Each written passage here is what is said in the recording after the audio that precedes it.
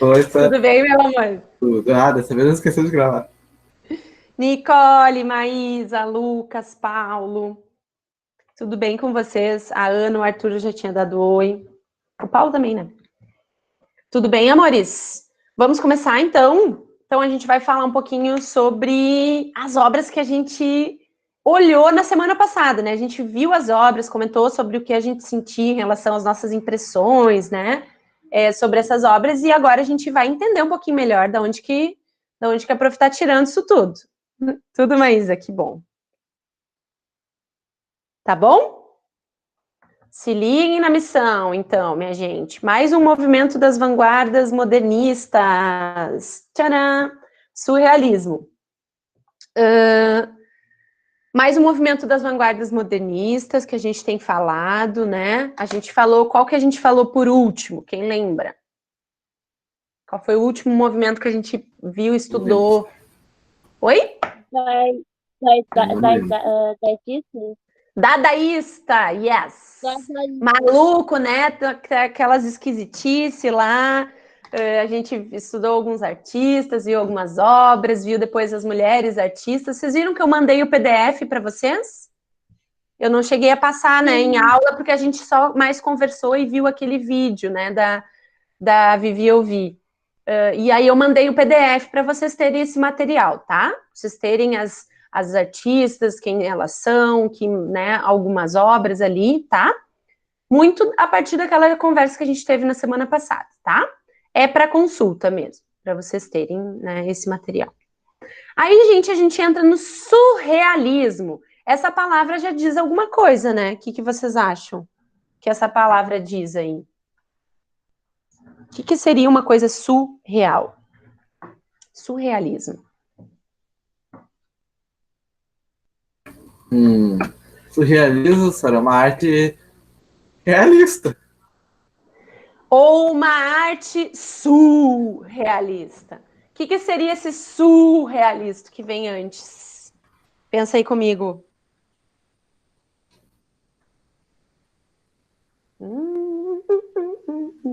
Lembra das imagens da semana passada? Tenta lembrar lá. Tinha aqueles homens chovendo, aí tinha o Ô, cachimbo, Sor, que pra não era o mim aqui, cachimbo. pra mim é, tipo, mais do que real. Que mais? Quem mais dá palpite aí? Olha, alguém disse que é uma arte de outro mundo. Uma arte de outro mundo? Bom. Gosto dessas reflexões todas. Que mais? Mais alguém? Se tiver alguma coisa no chat, lê para mim, tá? Porque eu não, Tá bom. senão eu saio da imagem aqui.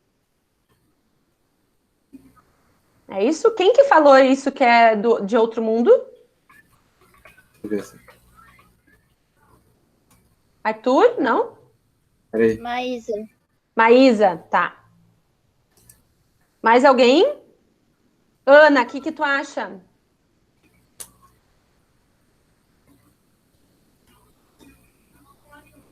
É uma arte que consegue ser mais realista em várias formas, sei lá.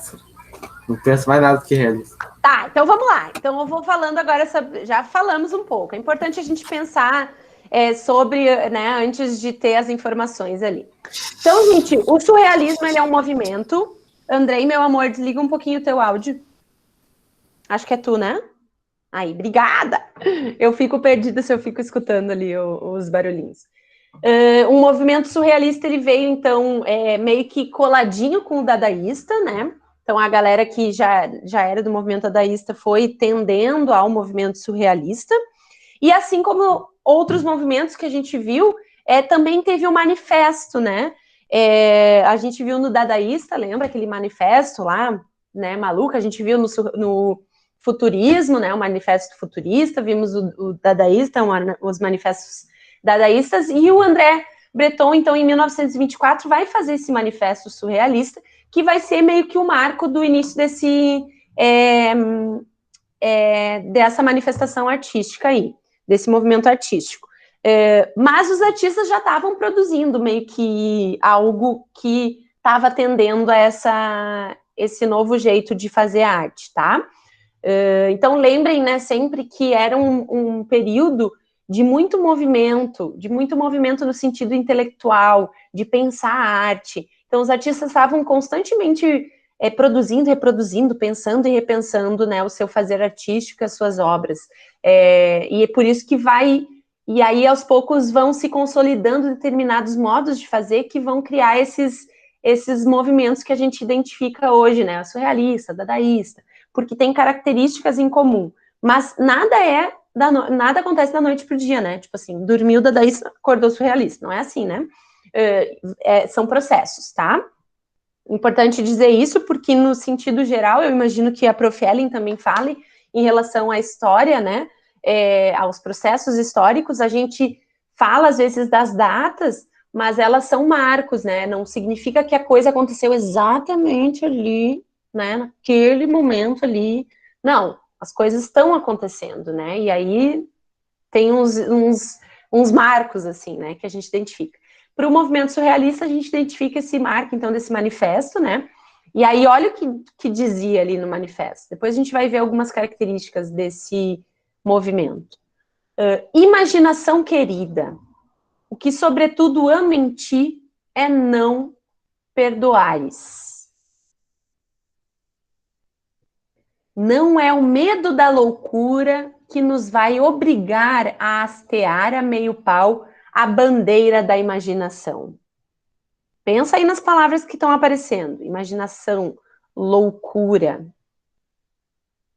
Surrealismo tem, né, no meio desse manifesto. O manifesto é enorme, tá, gente? São trechos aqui, inclusive tem aqui, ó, esse link, se vocês quiserem ler ele mais na íntegra.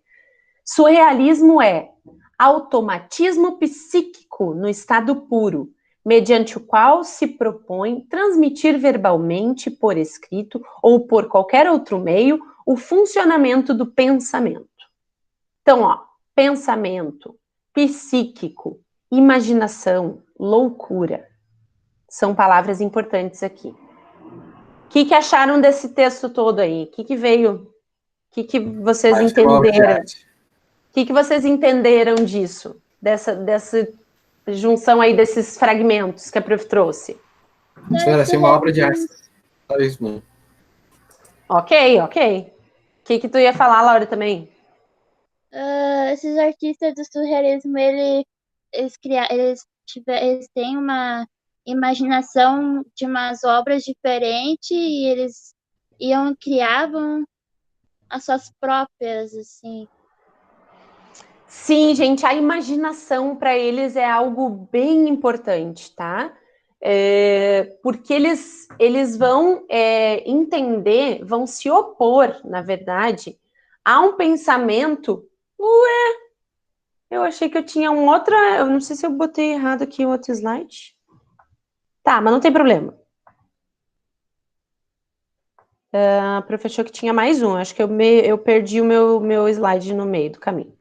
Mas, enfim, o surrealismo, ele vai se opor muito à questão racionalista, que eles identificam como sendo algo que vai bloquear a imaginação e a criatividade. Tipo, ser muito racionalista, pensar muito racionalmente nas coisas, é algo que limita a nossa imaginação. É isso que eles vão falar. Também, gente, está acontecendo nesse momento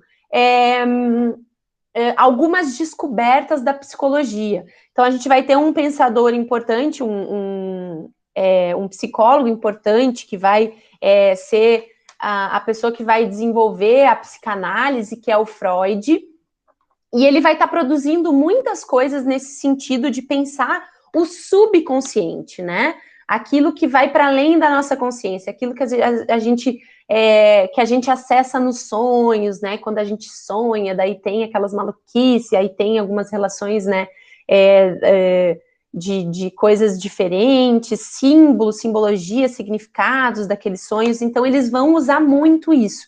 Isso vai aparecer muito nas obras surrealistas. Surrealistas é porque vai para além da realidade. Por isso esse prefixo aí na frente, tá? Então, daquela discussão que a gente teve lá no início, né? O que significava essa palavra. Então, vai para além da realidade. Eles querem provocar a imaginação, a criatividade para além do real. Por isso que eles usam muito, aparece muito essa questão dos sonhos, né? E das simbologias do subconsciente, o inconsciente, que são esses estudos que estavam acontecendo ali do Freud, né, da psicanálise e tudo mais. E aí vão ter vários artistas, a gente vai ver alguns hoje. Um deles é o responsável por esta obra que nós discutimos na semana passada, lembra? O título dessa obra, eu não tinha dito, né? Lembra? Eu fiz propositalmente aquela... Pode falar, quem que ligou o Mickey? Eu... Fala, amor. Eu só me pergunto, quem é que faz uma arte de um... Peraí. Quem é que faz uma arte de um cachimbo? Fala que não é um cachimbo.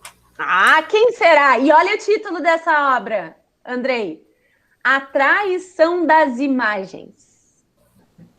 Você mais me traiu, eu não acredito. Aí a gente começa os neurônios da gente assim, ó, a dar um chute, né? E é essa a ideia, é dar esse chute aí na gente. Então, a René Magritte, né, que fez essa obra, a imagem de um cachimbo, embaixo da imagem do cachimbo ele escreveu, isto não é um cachimbo, e o título da obra é A Traição das Imagens. E aí ele estava provocando um monte de coisas, né? Enfim, ele é um artista que tem origem belga, né? Traz, nas obras dele, ele traz poucos elementos, ó, tá vendo? Um cachimbo, uma frase, mas que trazem associações contraditórias, né? Então, tem essa intenção da gente, ele faz um jogo entre palavra e imagem também, entre significado e imagem, que é bem importante, que aparece em outras obras dele também, né? E nas obras dele, ele quer provocar e dizer que nada é o que parece, né? Então, assim, a imagem de um cachimbo não é o cachimbo. Assim como a imagem da cadeira não é a cadeira. Olha que maluco.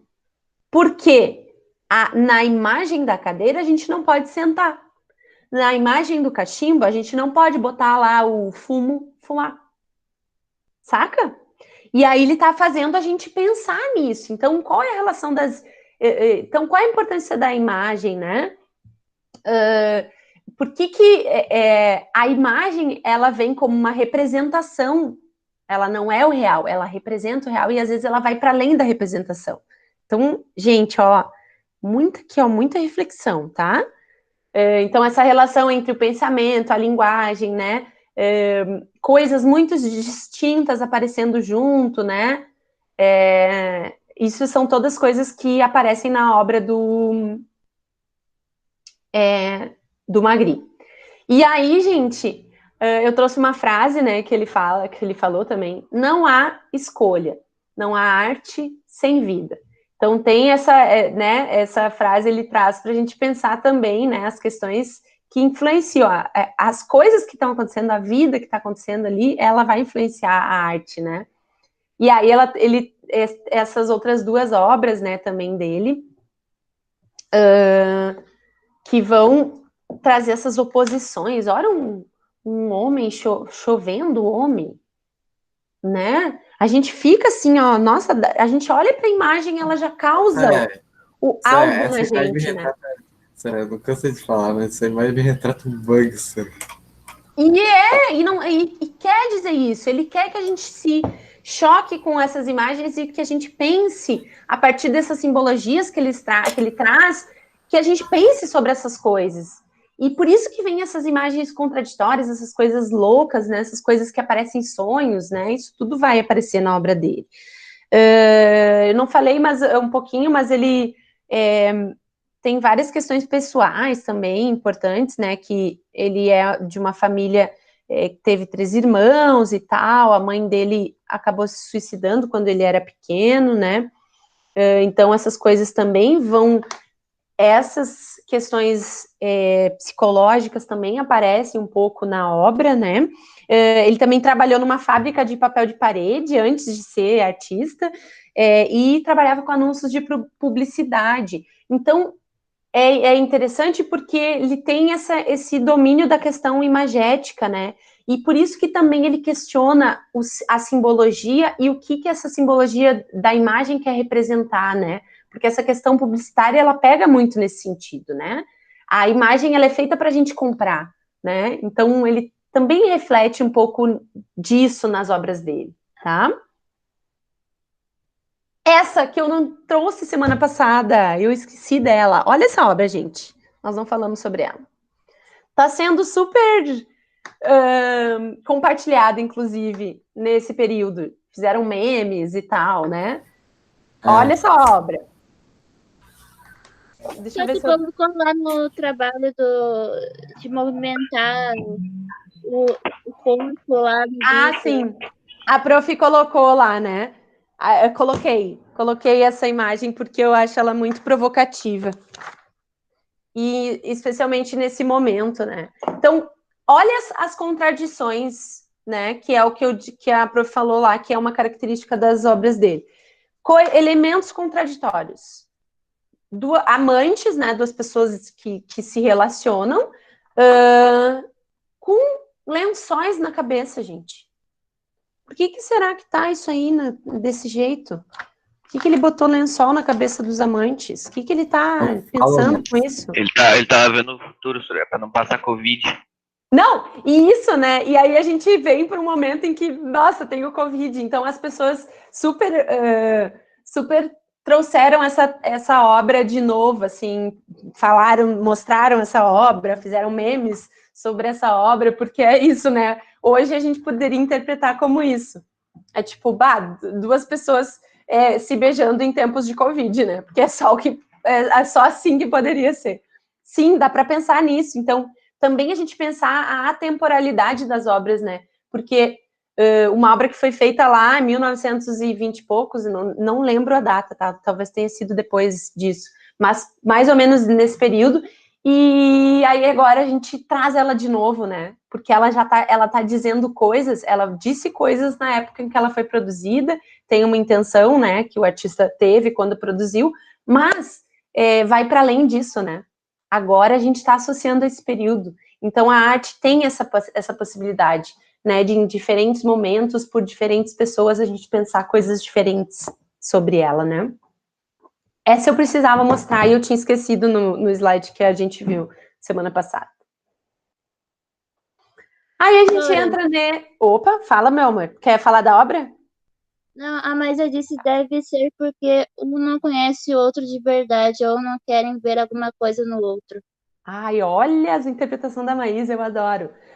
Sim, gente, tem um monte de coisa querendo dizer ali, né? Talvez essa falta de sintonia, talvez essa questão de não conhecer tão bem, ou de não querer conhecer, né? De querer ficar a cegas, se cobrir essa cabeça, não quero nem ver, né? Não quero saber. Ou da questão da dificuldade que existe nas relações. Não sei, tem milhões de possibilidades, né? Então, é muito bom a gente pensar e trazer essas possibilidades todas que a gente enxerga, e cada interpretação é uma interpretação, né, possível. Porque a gente interpreta a partir daquilo que a gente tem de repertório da nossa vida, né? A gente interpreta com a nossa subjetividade, né? E isso é fundamental nas obras. Obrigada, Maísa. Obrigada, Laura, por ter lido. Eu não enxergo, tá? Então, se tiver aparecer mais alguma coisa, pode ler para mim. Aí a gente entra no Salvador Dalí, polêmico. Salvador Dalí. A gente falou, então, ó, de novo, o casal, né? A gente pode fazer essa relação entre essas duas obras, é interessante. Então, Salvador Dalí, ele foi considerado, então, um artista surrealista pela forma como ele pintava, né? A gente conhece, talvez, ele como um dos mais importantes artistas surrealistas da Espanha. Ele tinha mas ele era muito contraditório e tinha muitas rixas, assim, entre ele e os outros artistas do movimento surrealista. Por quê? Porque o Dalí, ele se associou muito às ideias do futurismo, que a gente lembra que estava relacionado aos regimes totalitários, e que quando o dadaísmo surgiu, eu me empolgo, né, gente, aí eu fico me atropelando. Quando o dadaísmo surgiu, ele veio justamente fazer um contraponto ao futurismo, né? Porque eles não gostavam dessa associação à guerra, à violência, a esse processo tecnológico, às máquinas, que a galera do futurismo estava querendo propor, né? E aí tem essas contradições todas. Então, e o dadaísmo, ele surgiu, aliás, o surrealismo surgiu do dadaísmo, né? Veio na sequência ali. Então, as pessoas estavam com o mesmo pensamento. Aí, quando o Dalí traz essa relação com o futurismo, e quando ele apoia Hitler, teve um momento em que ele apoiou Hitler, aí ele foi completamente desaprovado pelo grupo dos artistas surrealistas, né? Então eles disseram, ó, nada a ver. Esse cara aqui não nos representa. Ele pode até pintar coisas com a característica surrealista, mas ele não tá no nosso movimento. Então rolou vários fights, assim, né, nesse sentido. Fala, amor. Ele foi da época, quase da época do Hitler? Sim, eles estavam nesse período todo, né? Lembra que a gente falou do período da Primeira Guerra Mundial, né? Entre Primeira e Segunda Guerra. Então, tinham esses regimes acontecendo, né? Hitler na Alemanha, tava tudo acontecendo. E ele foi um dos que apoiou Hitler. Então, foi pesado. E quando ele apoiou Hitler, daí a galera não achou legal, assim. E aí eles disseram, bah. Aí ele quebrou com essa parceria, né, do movimento surrealista, dos outros caras que a gente viu ali, o Magritte, o Breton, né, e outros artistas que estavam também no movimento surrealista. Mas ele era fascinado, por que ele é considerado, independente disso, né, a questão dele ter sido considerado surrealista, para além da afinidade política e ideológica do movimento, ele tinha uma relação, um fascínio muito grande pelo pensamento do Freud, que eu falei para vocês, né, esse cara da psicologia, psicanálise e tudo mais. E ele, inclusive, conheceu o Freud, ele era fascinado por isso. Então, ele traz muito essa questão da simbologia dos sonhos, do subconsciente, que associa ele também ao movimento surrealista, né? Porque essa era uma das temáticas importantes do surrealismo, né? Dessa questão da imaginação, enfim, né? E tudo mais. E ele também produziu alguma coisa no cinema, né? Aqui, ó, junto com o Luiz Buñuel, ele fez várias parcerias com esse artista, esse cineasta, e um dos... Eu falei da obra ali de cima? Não falei. Tá, mas a gente já tinha visto, né? Só para vocês também saberem o título da obra. Casal com as cabeças cheias de nuvem. Bom o título, né? Eu não quis trazer o título na semana passada porque os títulos, eles influenciam bastante a gente a pensar sobre. Aí é legal, a gente faz o exercício de olhar a obra, sem saber o título, quem fez, qual é o contexto. Depois a gente coloca ela no contexto e aí vem mais, amplia o nosso leque de possibilidades, né? A persistência da memória, então, que é essa obra que é bastante conhecida do Dalí. E aí, uma coisa curiosa dessa obra é que ele fez uma obra num dia ali, sei lá, que ele estava esperando a esposa dele, tem uma história meio assim. E aí, um queijo que ele tinha, meio que derreteu o queijo. Olha isso, as viagens da galera, né? E aí, ele fez essa obra por causa do queijo que tinha derretido, porque ele estava fazendo enquanto ele estava esperando a esposa dele. E aí, quando a esposa chegou, ela olhou para a obra e disse, meu Deus, isso é incrível. E aí foi isso. Sora, Nada calma do aí. que a gente tava pensando, né? Sora, Tipo, tá, derreteu claro, o queijo e o cara fez isso. pra te ver, né? Pra te ver. E a obra virou o que virou. Mas, claro, tem a relação do tempo, né? Que a gente falou, e não é à toa que o título da obra é a persistência da memória, né? Então, tem essa relação com o tempo, por isso o relógio, né? Enfim, umas viagens. E aí, esse aqui, gente... esse filme é um dos filmes surrealistas, inclusive tem uma produção de filmes surrealistas importantes, que talvez, se vocês tiverem curiosidade, assim, em relação ao cinema, a história do cinema, mas esse é um filme muito... Esta cena, especialmente... Acabei voltando aqui. Eu escutei que o cara derreteu um queijo para fazer essa obra de arte. Escutou. Não, o queijo derreteu e ele pensou na obra. Qualquer coisa pode ser motivo para a gente fazer uma obra, minha gente. Para despertar a nossa imaginação.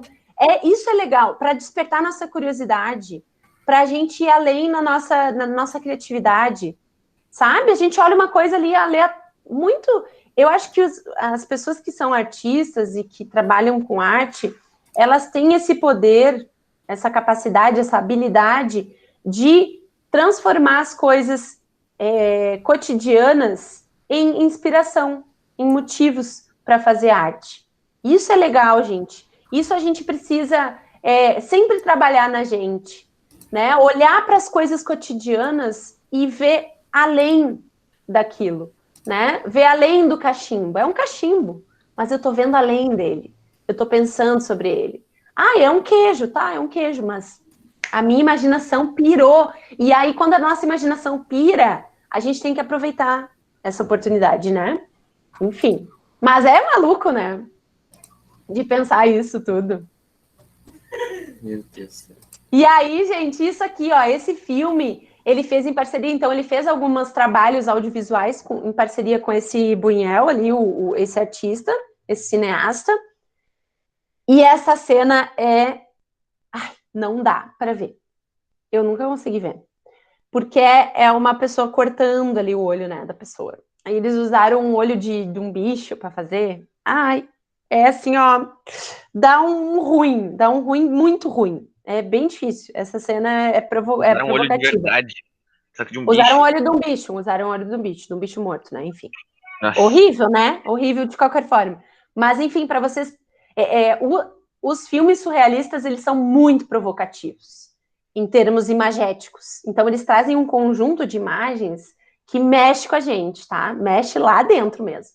E essa é um exemplo de uma cena forte, assim, uma cena bem icônica da história do cinema, por isso que eu trouxe para vocês, e que tem aí essa parceria com Salvador Dalí. Inclusive, o Dalí e o Buñuel, eles terminaram a parceria, né, que eles tinham, porque o Luiz Buñuel não quis dar a autoria do filme para o Salvador Dalí, desse filme, né. E aí eles tiveram umas brigas e tal, e acabaram se separando, assim, terminando a parceria. Mas, enfim, para vocês verem que também essa ideia do surrealismo, ela também operou em outras artes, né, como no cinema. Frida, né, minha gente? Daí não dá. Não dá para passar o surrealismo sem falar da Frida Kahlo. Apesar de que a Frida, ela está associada ao surrealismo muito mais pelas questões técnicas, assim, de temáticas e da forma como ela produzia as suas obras, do que de estar ali vivendo aquele grupo, né, naquele período ali de vanguarda, tá tão associada a esse conjunto, esse pensamento e tudo mais. Mas ela é uma artista muito importante, né, mexicana, que vai trazer muitas questões autobiográficas nas suas obras e vai fazer esse jogo com as imagens que tem muitas simbologias, e aí por isso também está associada ao surrealismo, porque como a gente viu, né, esse conjunto, essas combinações que trazem um monte de simbologias e que trazem esse aspecto meio que do sonho, do irreal, do ilógico, uma forma de produzir arte dessa galera, né? E aí, lembrando, gente, sempre que a gente lembra, a Frida é muito conhecida, né? As obras dela são muito conhecidas. Inclusive, visitem o museu, a casa, né? Da Frida Kahlo, a Casa Azul, lá, que tem uma visitação online.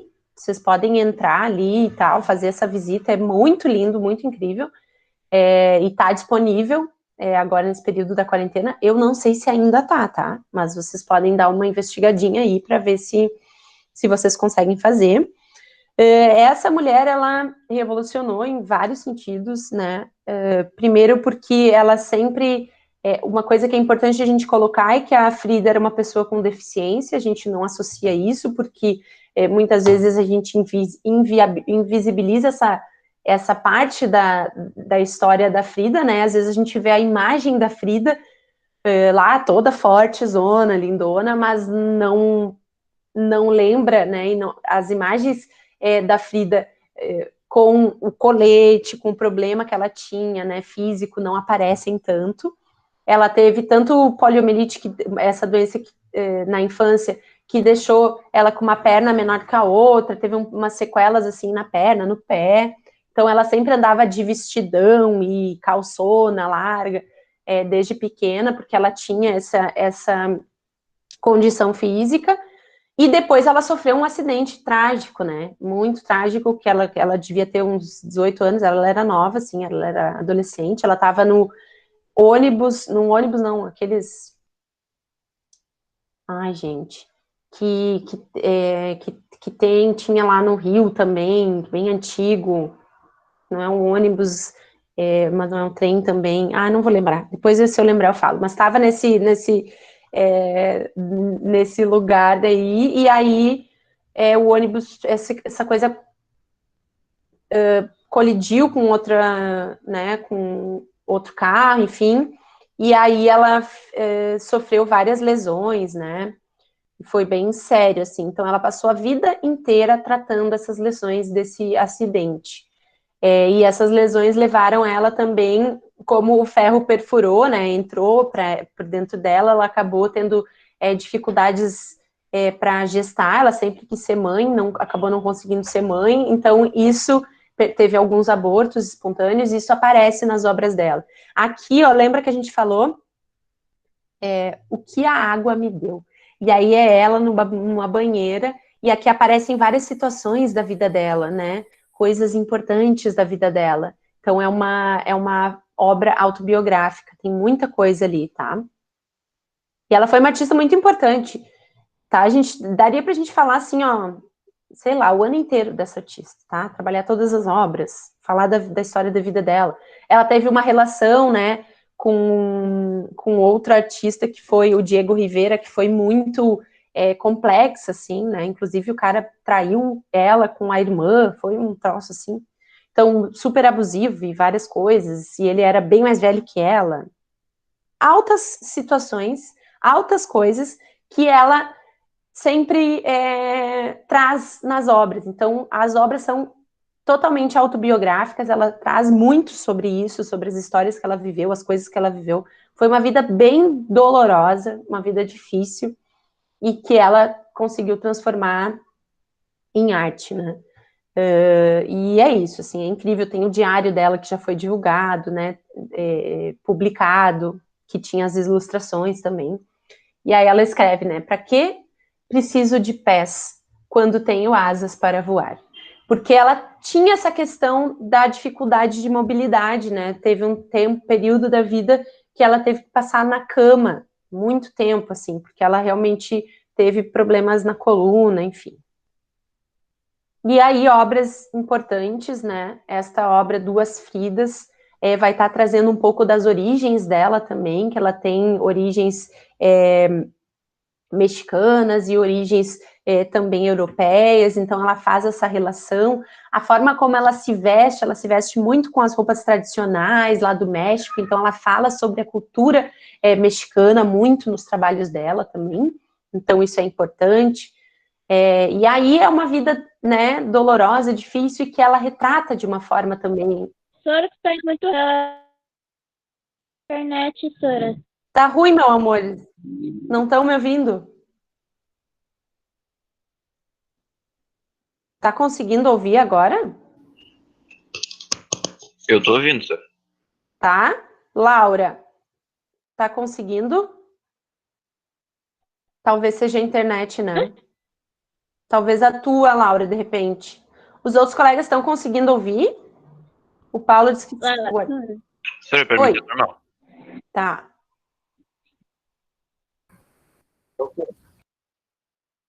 Deu uma falhada aí. Tá voltando? Agora eu consegui te ouvir. No início estava travado também a tua voz.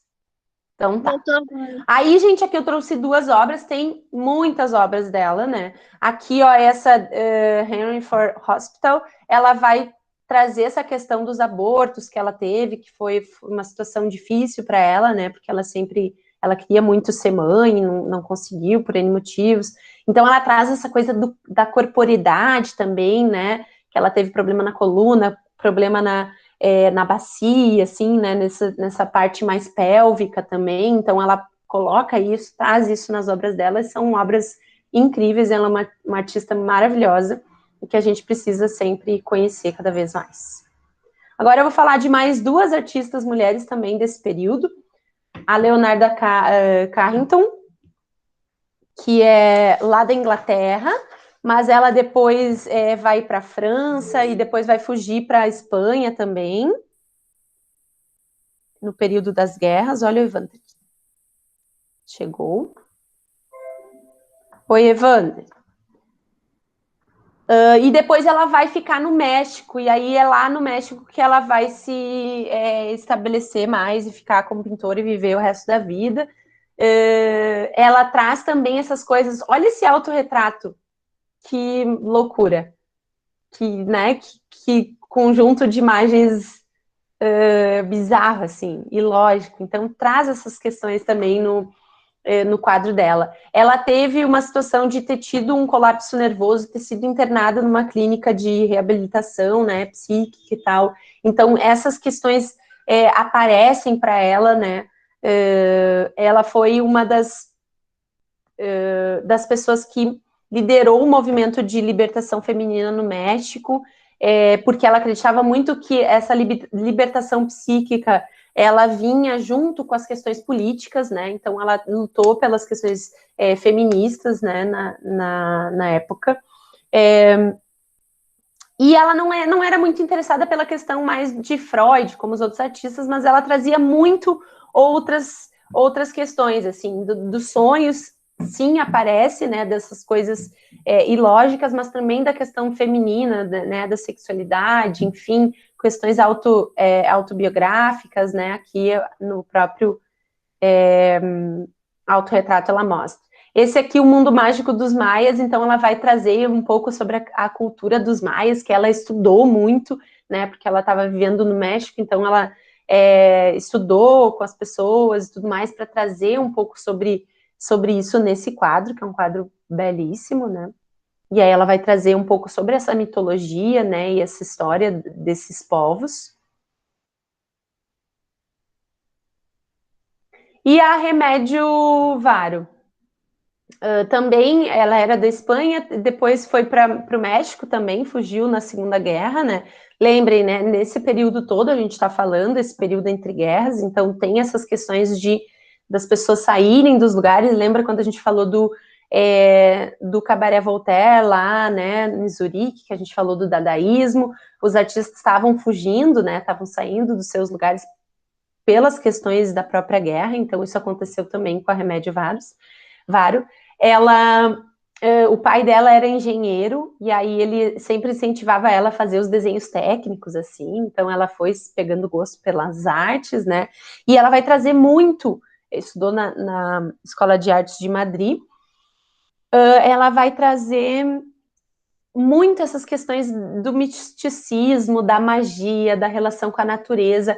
Ela não se considerava, assim, uma pessoa feminista e tal, mas ela nas obras, ela trouxe figuras femininas que desafiavam um padrão de feminilidade. Então, de alguma forma, mesmo não se identificando com o movimento feminista, ela também trazia questões para a gente pensar sobre o que era o feminino nas obras dela. Mas aparecem também essas coisas de magia, olha aqui, criação das aves, né? Então, uma coisa assim, mágica, né? Misticismo, olha aqui, nascer de novo. Olha que impressionante, que linda a forma que ela retratou. E olha esse Jardim do Amor, que lindo! Eu acho linda essa obra. Eu aceito mesmo. Olha, e tem essa dimensão do sonho, né? E aí uma árvore. As formas como tá a árvore, a casa e a pessoa falando com o pássaro, né? Tem essa aura toda aí de surrealismo. Tá, gente? O que Eu amei acharam? essa primeira aqui, Suri. Linda, né? Olha só. Vai ser da segunda, mais interessante pra mim. As duas, eu acho as duas lindas. Essas duas obras. Jardim do Amor. O que ela tá pensando, né? O que ela tá fazendo a gente pensar sobre a questão do amor? Sabe? Eu gosto de ver essas obras e de pensar o que elas estão propondo de reflexão. E aí, meus amores, Andrei, Laura, Paulo, Nicole, Arthur, Evander, Luquinhas, faltou mais alguém? A Maísa acabou saindo e a Ana também. Então, só para lembrar, né, que talvez semana que vem a gente tenha essa visita. Quem não estava agora, o Evander não estava, né? Evander, semana que vem talvez a gente receba 2 convidados. Então, eu pedi para a galera, né, se organizar para ligar a câmera. Então, venham, não percam por nada, vai ser incrível. Eu quero muito que vocês venham, porque eu realmente acho que vai ser precioso a gente ter esse momento. E aí, eu quero compartilhar, para finalizar, a atividade que eu gostaria que vocês fizessem, que é muito, muito, muito importante, tá? É uma atividade, a atividade mais importante que a gente já fez até agora do segundo semestre das nossas aulas, tá? Então, se liga, não é difícil, é simples de fazer, a gente faz com pouco tempo, mas preciso que vocês façam, tá? Se inspirem nessa galera que a gente está vendo, que usa essas colagens, né? É para usar uma imagem que me representa? Isso, agora eu vou explicar bem, tá? Eu já fiz aqui um exercício com vocês. Andrei, desliga um pouquinho, meu amor. Obrigada. Eu fiz esse exercício aqui de mostrar algumas imagens que me representam, né? Então, eu trouxe aqui artistas que me representam, pessoas, tudo mais, e alguns objetos, para vocês já irem vendo como que a gente pode fazer isso, tá? Mas o de vocês vai ser uma só, né? Como se fosse uma tela. A gente teria que produzir uma tela com várias imagens, várias referências, vários artistas, várias coisas que nos representam, tá? A ideia é essa. Então, esse mapa visual. Vocês vão escolher essas imagens, buscar na internet, enfim, nas redes. Se alguém quiser fazer, físico isso, né? Ou seja, pegar revistas e recortar coisas, pessoas que vocês vejam ali na revista que representem vocês, também pode fazer colagem com revistas e jornal. Façam bastante imagem, tragam bastante imagens, lembra as colagens que a gente viu, os dadaístas, que eram um monte de imagens? É um pouco isso, tá, que a gente vai fazer. E aí vocês podem fazer usando o PowerPoint, usando outras ferramentas que vocês tenham da internet, que possam fazer montagens de imagens, montagens fotográficas. Eu gostaria de pedir que tivesse pelo menos uma imagem de vocês, tá? Aqui eu trouxe 2 imagens minhas, né? Imagens de vocês ou com amigos de vocês, mas não só, né? Não é um álbum só de imagens de vocês, é também de outras coisas, tá? Sara, cada um aqui tem direito de usar a própria imagem, Sara. Só digo isso. Cada um tem seu direito de imagem, Sara. Sim, claro que sim, Andrei. Mas assim, se tu não tiver e não quiser botar uma imagem tua, uma foto tua, digamos, é importante que tu bote uma imagem de uma pessoa que lembre os teus traços, que lembre tu, tá? Então a gente fica nesse acordo aí. Quem não quiser, né, usar ou não tem a imagem que acha que seja legal de usar, traz coisas que representam. Quem são os amigos de vocês, o grupo de pessoas que vocês convivem? Como que é a característica dessas pessoas? Tem que trazer isso para a obra, tá? Para o trabalho. Por isso que eu trouxe aqui o meu grupo, um grupo de amigos meus aqui, né? Enfim, eu trouxe uma imagem minha com a Laura, inclusive. Meu grupo de amigos, cara, são idiotas. Eu também sou.